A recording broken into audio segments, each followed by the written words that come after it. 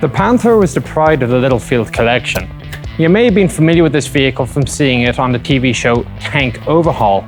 However, at the time the show was filmed, the vehicle's restoration had not yet been completed, so now it's as good a time as any to have a look at this masterpiece of restoration.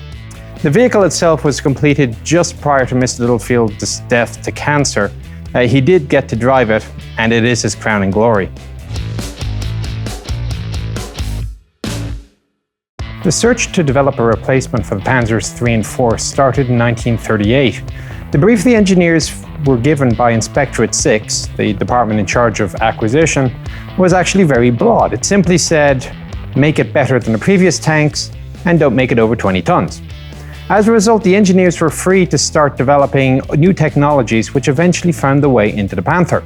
By 1941, though, it became obvious that a 20-ton design just wasn't going to cut it. Amongst the improvements, a bigger gun. Now, it wasn't that the bigger gun was absolutely critical. The 5cm 60 was actually proving quite capable of killing T-34s, but there was also a morale effect. Guderian pointed out that as long as at least some of the guns in a Panzerabteilung pylon were capable of dealing with the KVs, the crews would feel a lot more confident. This is an effect I've noted with Sherman as well. Warfare is as much a battle of wills as it is whether or not you can actually kill each other. In fact, probably more a psychological issue. In any case, the other factor with the larger guns that were being seen on the battlefield was that it was about time the Germans thought to start putting more of a slope onto their armoured vehicles. It came down to a choice between two manufacturers, Daimler-Benz and MAN. The Daimler design, the VK30.01D, was effectively a Teutonic T-34 with interleaved road wheels.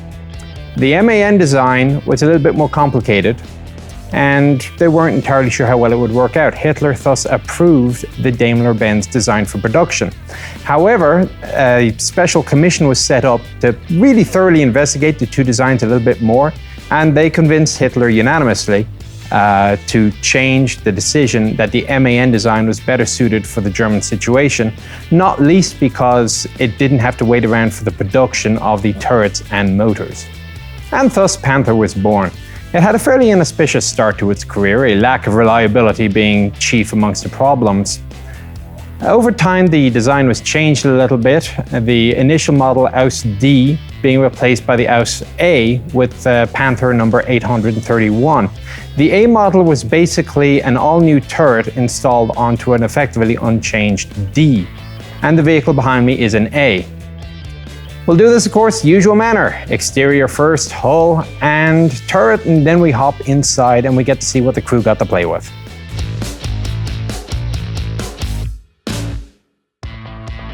The front of the tank is where it got its reputation for armour.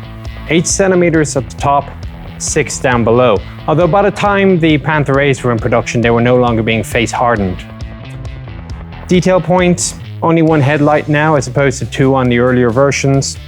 You can see the front part of the side hull plate, 4 centimeters thick, and you can see the eyelet used for towing. Now, unfortunately, in order to get your clevis or whatever you're going to use in, you actually have to remove the front fender. So there are the wing nuts up at the top here, which is convenient enough. Unfortunately, they seem to be regular bolts down here.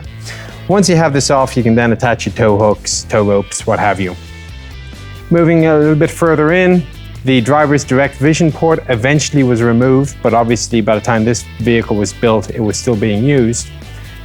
Earlier Panthers had what they called the letterbox machine gun port. About partway through the A series production run, they replaced that with the more familiar ball mount. But because the ball mount actually has an optical sight of its own, that meant that they removed one of the periscopes that the radio operator had to him. Outside of that, let's hop around to the right and we'll have a look at the suspension. Moving down to the running gear, we'll start off with the nice wide tracks, 66 centimeters wide in fact. There are 86 links per side, and they are held in place, the single dry pin track links, by a retaining clip and a little spreader pin. There is one return roller, or support roller, on this tank. A lot of people will miss it. It is right behind the sprocket wheel up here. And as near as I can tell, its primary function is actually to stop the track from folding in on itself when the tank goes in reverse. For going forwards, it doesn't seem to be all that necessary, although perhaps it does help with the feeding onto the teeth. The wheels, 16 road wheels per side, interleaved. This is an example of an engineer's dream and a tanker's nightmare. Now, the theory is simple enough. In order to spread the weight of the tank over as many axles as possible, you need to have as many wheels as possible. It reduces single point pressure. In order to keep the tank easy to steer, not too long, you need to reduce the length of the ground contact area. Finally, in order to get the wheels to go easily over bumps of various different sizes, you want to have nice big wheels. Well, pretty much the only way you can get big wheels in a short contact area is going to be if you start overlapping them. Hence, this design. Now, and it worked. And technically speaking, this was fantastic. You have a look at a Panther going over the bumps on a test track. The thing is beautiful. The problem is from the perspective of the end user. Problem number one, let's say I want to replace this road wheel back here. In order to get at that, I got to pull off this one, both wheels here, and both wheels on the bogie behind it. And this is all unsupported track, so every time you pull a wheel off, you got to have a couple of lads with tanker bars lifting up the track to get the wheel off. Secondly, and granted, I haven't seen primary evidence, but it does make a bit of sense. The wheels are all close together, mud will get caught between them, and if it's, say, a cold winter's overnight, the mud would freeze in between the wheels, which meant that when you woke up the next morning, you had to either melt the mud or break it apart with a pry bar. Now, granted, you probably need a heck of a lot of mud in order to overwhelm the power of a tank in low gear, but that said, it's not beyond the realms of possibility.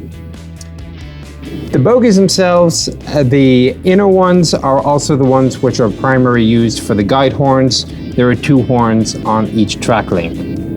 The road wheels are mounted on arms attached to double torsion bar suspension. Now, the road wheel arms on this side are all trailing arms. The road wheel arms on the left side of the tank are all leading arms. I guess a simplified production. I can't think of any tanks after World War II which had this design. On the Russian front, Panthers were being lost by 14.5mm rounds punching through the 4cm thick side armor of the lower hull. As a result, a program was started to develop a new, tougher tank, the Panther II. However, somebody had the bright idea of just putting soft steel skirting on the sides of the hull and to see if that worked. Well, they tested it against a 14.5mm rifle, they tested it against HE rounds, and it did indeed provide proof against those weapons. It was not initially designed or tested against shaped charge rounds, contrary to a fairly common misconception. As a result, because the Schutzen protected the side hull upper and the road wheels protected the side hull lower, it was determined that there was no need to put Panther II into production. It was a heck of a lot easier just to slap the Schutzen onto the side. As a result, Panther I continued in production. Had the Schutzen failed to provide the required protection, Panther II would have been built. The upper side hull is also 4cm thick, although this one is angled. You have recovery tools, wire cutters, fire extinguishers, big wooden block. You'd put your jack on this to stop it from sinking too far into the ground. Sledgehammer, and of course, as you get to the rear of the vehicle, spare track link. So we move to the back of the vehicle. Obviously outboards, you got the 2 very large stowage boxes secured by the standard German Army key padlock. And it's a similar key you'll see on all sorts of vehicles and padlocks throughout World War II. Moving a bit further inboard, you can see a marker light for convoys, 2 exhaust pipes. Now you'll see on some Panthers that there are 2 more pipes here. These are actually cooling vents for the exhaust manifold. Down underneath, we have various access ports. This is the jack that you would use to change road wheels. As near as I can tell, the outermost access ports are actually for track tension because the idler is, as you can see on a bell crank, and it moves outwards and inwards as you would expect an idler to do. However, darned if I can actually find out where it is tensioned from, and the manual I have doesn't say. So I would assume that you would insert a tool, maybe worm gear, a bit like a T-34. Finally, on the outside, you can also have a good look at the thickness of the side plates, 4 centimeters, both vertical and angled on the side. These plates go all the way from the front to the back, so these eyelets are on the same plate of armor metal as the eyelets at the front of the tank. The covers with the hoops on them indicate that underneath the engine deck is the Maybach HL 230 P30. Let's see if we can open it up. Oh, good Lord, this is heavy. Lift with your legs, not with your back. This really is heavy. Look at this. This is a 23-litre water-cooled V12, cranks out about 700 horsepower at 3,000 RPM. Now, that said, reliability issues led to it having a governor installed, limiting it to 2,500 RPM, so in practice it never really got to that. Still, it was enough to bring it along at a reasonable 55 kilometers an hour before the governor was installed, and about 47 afterwards. Fluid capacities: 170 litres of water, 25 litres of motor oil, and 730 litres of fuel, of which about 130 was the reserve. The engine was rated to drink about 3.5 litres per kilometre travelled. Well, that's about it for this. We're going to close it up and move on. Other items on the back deck: ports for filling, fuel on the right rear, water on the left rear. Two distinctive radiator fans. Of interest, they are not the same type. This is a spiral shape. This one is a more radial one. It was not uncommon to find Panthers produced with a mixture of the two types. Cooling air is to be drawn in through the inlets on both sides of the radiator fans. As we move to the rear, the back of the turret is dominated by the loader's hatch. Initially, this was not a primary way of getting in and out of the vehicle. There was no handle for people to hold onto, and it was more of an escape hatch or an access hatch for putting in ammunition into the vehicle without having to lift it all the way up into the turret. It's a relatively complicated system to pull out, but it does lock eventually to one side and can be held in place by a latch.